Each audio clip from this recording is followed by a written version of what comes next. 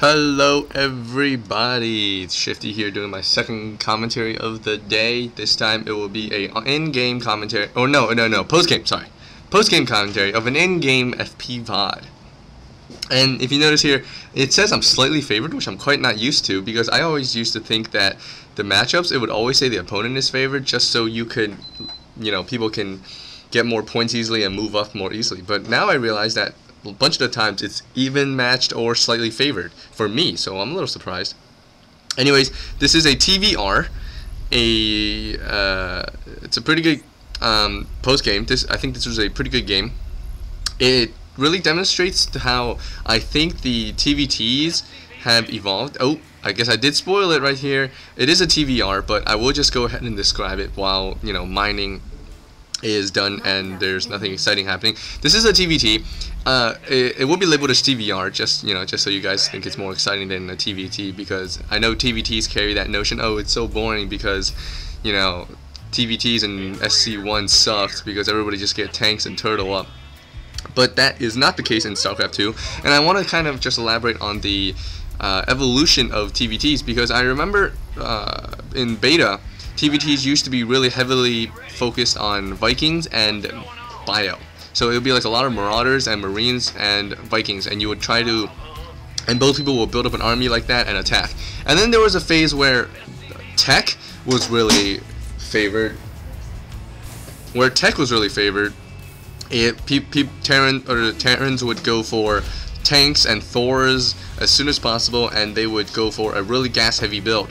And now I notice it is switching back, because I have played a bunch of TVTs, and I think it is switching back to a more of a biotech build.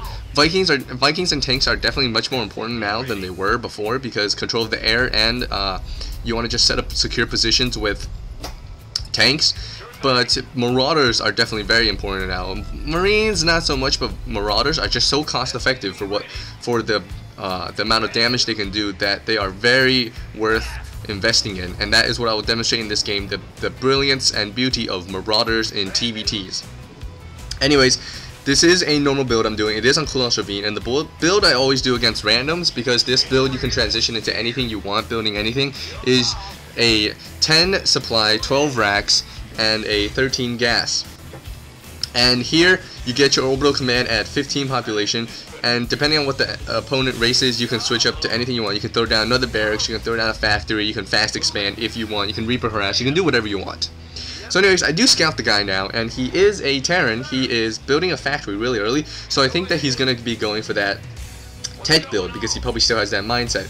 I know that it takes a while for everybody to catch on to a new build or a new strategy, so maybe he's still behind a little bit. I don't know. I am not trying to be offensive or anything. I'm just saying that I used to still play the tech build while people were playing the bio build, and I was getting wrecked by it, so I decided to switch. Anyways, I am throwing down 2 barracks, gonna be pumping out Marauders, and if you saw, I hotkeyed, or I rallied the barracks into right outside of his base, so I wanted to apply as much pressure as I could with my Marauders, because Marauders could hit his supply and barracks while he is going to be able to stay behind. But if he does decide to move out with his units, he would be trapped at that choke, so I would have an advantage, because it's all about positioning of your units in this game. Anyways, this is when you go for the Marauder build, like if you do it versus a Protoss, you only need 1 gas really. But if you notice, I did throw down my 2nd gas because I wanted to be able to oh gosh, where am I? I just made a mistake. Okay, I am at 405. Sorry guys, I made a little mistake in my editing. I am a teeny bit ahead, and let me try to fix this up. Okay, sorry about that. I did have a mistake. I accidentally restarted my video, so I had to find the timing. Anyways, he goes for a bunch of Marines. Marines are very good counters to Marauders, because Marauders are cost effective when they do damage against armored. But that is alright, because I do have concussion shells, and again, as I said, I do have that choke advantage, where if he decides to move out, I could just squash him into that choke. And look, he decides to move out right now, and what happens is I just micro a little bit. His units are kind of in an awkward position. I don't have concussion shells research, but it is alright. I am doing a lot of damage with the Marauders, because Marauders, you can micro them, and they're very effective, just microed. So right now he is he gets that bunker up successfully, but I do a lot of damage against him. He lost a bunch of SCVs, all his Marines, while I still have 4 Marauders up, and I'm just hurting his economy again because I'm just taking out SCVs. I'm not even attacking his bunker because it's not worth it. He has 1 Marine in there, and guys, this is just another conceptual tip. Don't get caught up thinking about how, oh, if he has a bunker, I can't move in. Just move straight in, because a bunker, depending on how many units he has inside, isn't going to be that effective. You can just run right past them most of the time because the damage it does is not going to be, you know, damage your economy a lot, or I mean damage your army a lot. So anyways, I have around 600 minerals, almost 600 minerals, and because I did damage his economy, so I know I am safe right now because his army is going to be very weak. He did get a starport, so in turn I throw down an engineering bay, but more importantly I throw down my my natural, because having this economy, you might as well throw it down, and having a lead economically, I'm going to enforce it while keeping up my production, because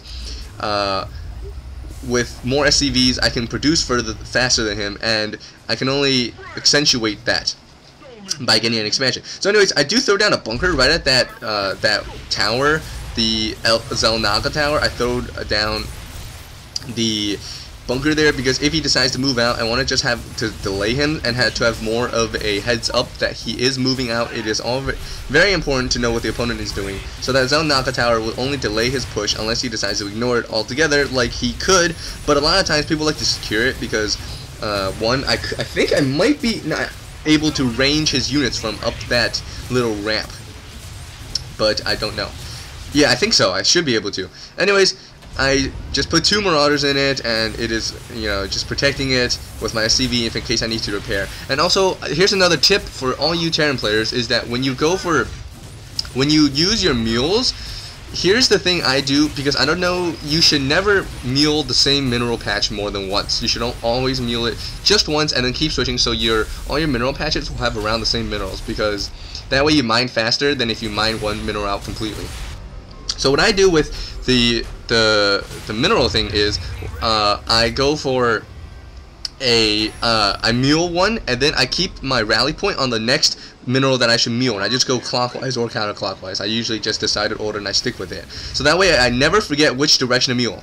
So that way you will always mule only one mineral, or each mineral once. And also here I got Banshees, and I'm researching Cloak, if you noticed. So sorry guys, I am going to apologize right now. I did forget to talk about what I'm doing.